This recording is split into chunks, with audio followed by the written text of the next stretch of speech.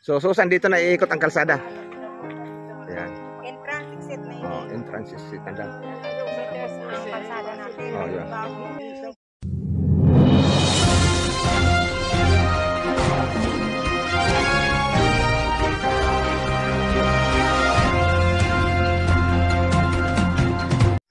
Okay mga kanayon. So bali ito, magmula dyan, yung Dennis Subdivision hanggang dito.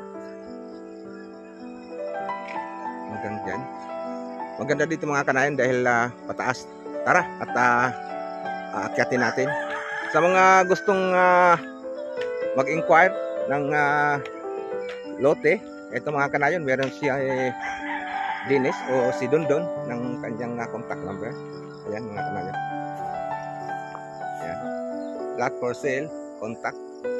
Ayan. Contact lang kayo dyan mga kanayon kung personada nyo itong napakaganda rito mga kanayon. Dahil ito, along the road lang mga kanayon. Ano? Yun ang papuntang San Jacinto.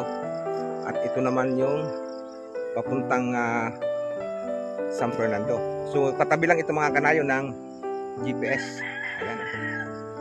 Okay, tara at pasyal ko kayo hanggang doon sa tuktok. So ito yung mga magulang ni Dennis. Yan, si classmate Ferdy. Tsaka yan si Susan. Okay, tara. Pasyalan natin.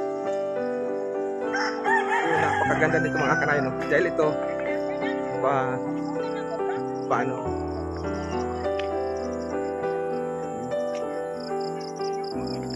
ganda mga kanayon.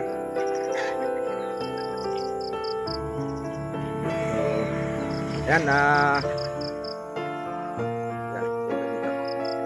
titingnan natin mga kanayon. May balak din ang inyong kanayon dito sa lugar na ito pag tayo nagkapera. Pag tayo sumahod na dito sa ating pagbablog, dito natin unang ilalagay ang ating sahod. Dahil ito napakalapit lang sa amin sa Barangay Daplian. Alright, kami ay ayan si Susan. So bali yan ang yan, contact din nyo sa kanya.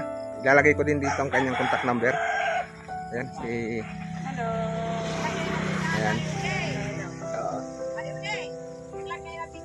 Oo.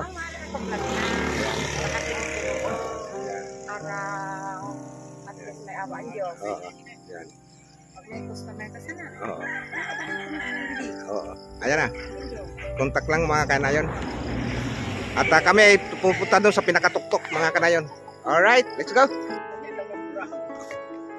Yan mga kanayon, nandito na kami sa pinakatuktok nitong Dennis Draga Subdivision. Ano? So dito mga kanayon ay napakaganda dahil overlooking dito.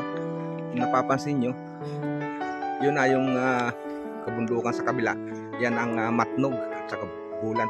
So bali papunta na ng Manila yan. So ang kabuuan nito mga kanayon ay magmula daw dito. Sabi ng nanay ni yan ni Susan hanggang doon Susan.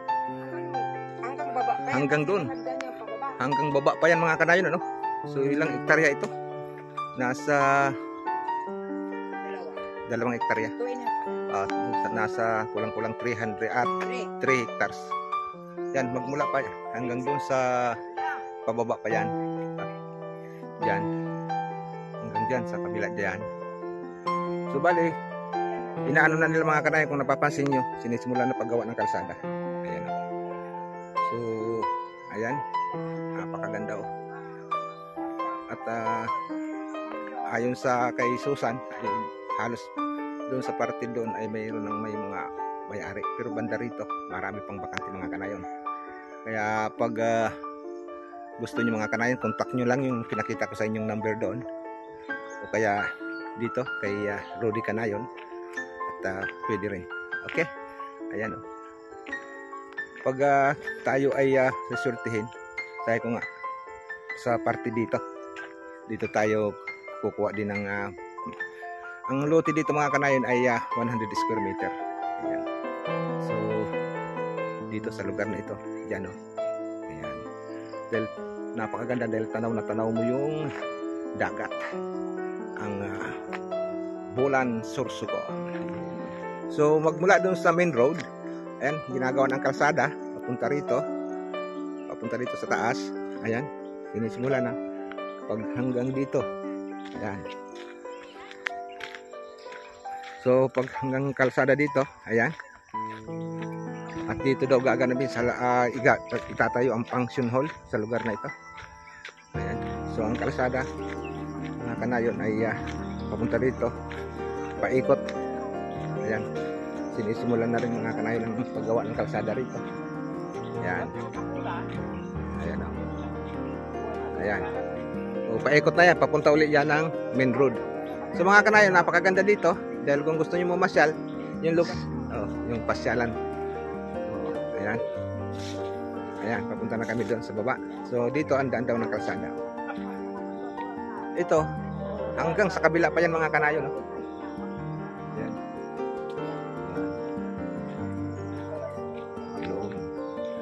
Ang ganda rito mga kanayon. So, susan dito na iikot ang kalsada. Ayan. Entrance exit. Meters ang kalsada natin. Yun. Oo. So bali, ang kay doon dito hanggang diyan. Hanggang doon pa. So talagang ang subdivision nito kabilaan ang kalsada talaga, paikot ang kalsada. Yes, napakaganda mga kanayon. So pwede magdalawang sasakyan. Oo, kahit saan kayo kumuha dito ng lote mga kanayon doon sa kabila may kalsada, dito may kalsada at ayun, kita niyo overlooking na doon sa kabila. Ganda. Alright. Yan sa kabila, kan GPS. O yan, yung sa kabila niyan, GPS na yan. Kaya pag dito kayo nakakuha mga kanayon, gusto niyo GPS subdivision. yan, GPS subdivision. GPS village ang nakalagay doon. GPS Village. Alright. So yan mga kanayon, nandito na tayo sa baba. Ayan o. So, bali dalawa palang kalsada nito mga kanayon. May kalsada roon. At dito, may kalsada rin. Tapos yung kabila niyan, isang bahay pa, isang lote pa rin. So, bali itong kinatayawan ko daw ay isa itong kantuhan dito. Marami nang may-ari, pero may kanayon dito, pero marami mong bakante. So, kung kursunada nyo, contact lang kayo doon sa number na mamaya, ayan. Kalsada na yan mga kanayon, main road na yan. Napakagandang lugar na ito mga kanayon. Napakalapit sa lahat. Kalsada, sa lugar na yan. Bali-bayad na, saka marami na nagpapatayo dyan. Alright, baka kursunada nyo mga kanayon. Contact lang kayo dyan sa number na yan kay Dennis Dragas o aka Dundon. At pati dito sa inyong kanayon, pwede rin kayong kumontak. At sasamahan ko kayo kay Dundon at saka kay La Susan. Okay? Thank you. Okay mga kanayon, maraming salamat sa inyong panonood. At sana nag-enjoy kayo dito sa ating tour dito sa Dennis Dragas Subdivision. Ayan. Nakita nyo na ang kabuhan mga kanayon. Ayun ang overlooking doon. Ayan, ikot ulit tayo. Ayan. Okay mga kanayon, hanggang dito muna. Thank you for watching. Bye-bye. God bless.